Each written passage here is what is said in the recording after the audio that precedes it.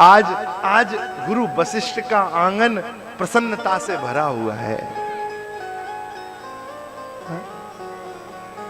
आज गुरु वशिष्ठ के आश्रम की गाय अपने आप अपने पयोधरों से दूध झर रही हैं।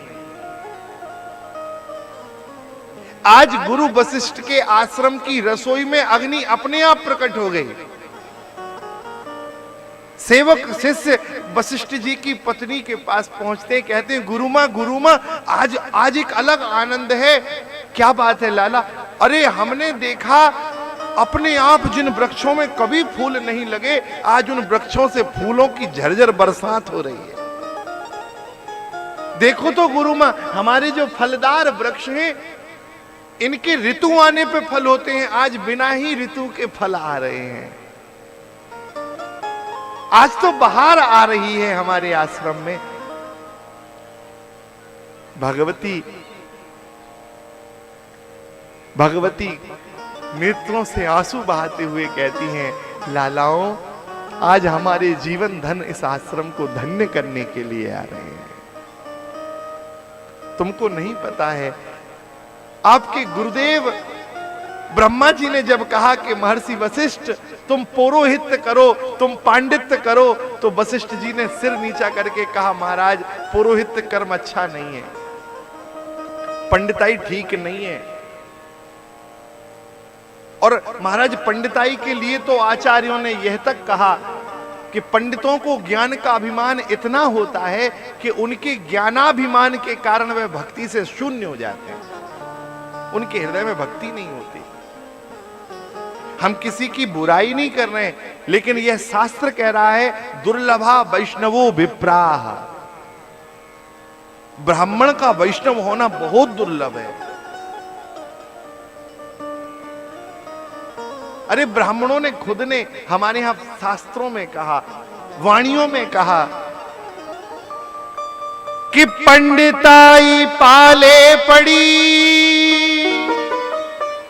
पिछले जन्म के पाप। क्यों भैया? कहा औरन को उपदेश दिया पर खाली रह गए आप। दूसरों को तो बहुत ज्ञान उपदेश, पर उपदेश कुशल बहु तेरे। दूसरों को तो खूब ज्ञान है, ऐसा करो, ऐसा मत करो, ऐसा करो, और खुद स्वयं के जीवन में कितना है? महाराज हम पांडित्य नहीं करेंगे।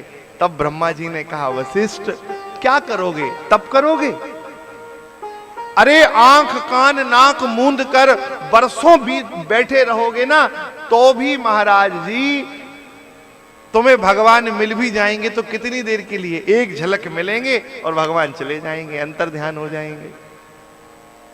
तपस्या से उस परमात्मा को तुम नहीं पा पाओगे वशिष्ठ।